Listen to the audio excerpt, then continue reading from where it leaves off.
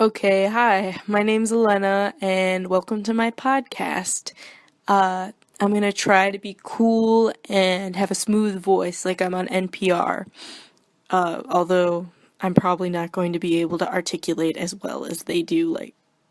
Today I want to talk about a comic book that I had to read for my global studies class called Mouse. It's written and drawn by Art Spiegelman, and it's a story about a Holocaust survivor and his son and their relationship and how they connect through his father's past and how they're able to try to understand each other more due to their different experiences in life.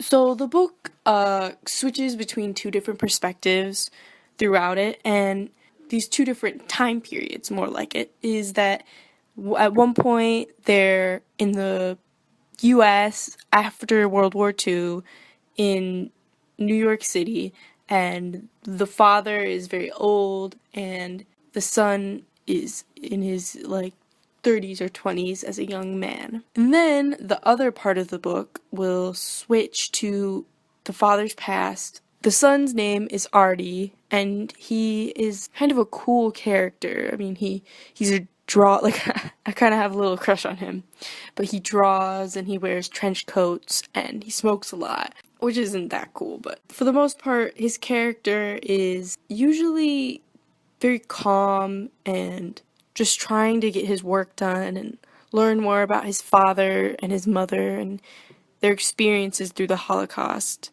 He's very thoughtful and intelligent as well. Although he does show his annoyance with his father from time to time when his dad is being very intruding on his choices and basically saying that he isn't very good at certain things and that he should be good at being handy. And at one point in the book, he tells his son that Artie that he has a leak on the roof and that he'd like to fix it, and he was asking him to help him fix it. But Artie said, "Why would you do that? Why don't you just call a handyman?" Because the way that he thinks is that, you don't have time to fix things like this anymore. You just call someone who's professional. Whereas Valdek, coming from a different time period and different experiences, now my dad's telling me to come eat. Goodbye. I'll be down there, Dad. I'd like to talk about the art because it's definitely a major part of the comic book. The book is a very long comic strip, and it's very well drawn and detailed. The way that Jewish people are depicted throughout the book is as mice, whereas the Nazis are shown as cats, and the Polish are shown as pigs. I think the author and artist of this book, Art Spiegelman, chose to have them as animals because he has to draw many atrocious and gruesome and very gory things at times because the Holocaust is filled with them. So I think that he felt that it would make the book more appealing to people of all ages and making it a lot more tolerable and not as heart-wrenching for him to draw. Also, these kind of symbolisms, because the Nazis referred to Jewish people as rats and just vermin in some of their political videos and propaganda. And I think that really the cat chases the mouse and it's its prey, and it makes a lot of sense why he chose these animals. I'm not sure why he chose the Polish to be pigs. To talk about Artie and Valek's relationship, to put it simple, it's very strained. He even stated in the book that they were never close as he was growing up, and they always kind of had this distance about them. And this is mainly caused because of their different experiences and time periods that they grew up with. Valdek was living through the Holocaust and struggled to survive many times, whereas Artie was given a much more calm and safe life in the US.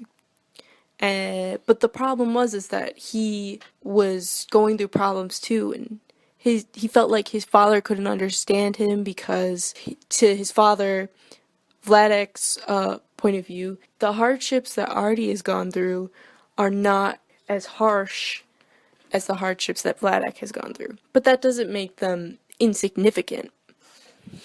And this causes a distance between them. Also, something that they both share is the death of Anja, Vladek's first wife, and Artie's mother.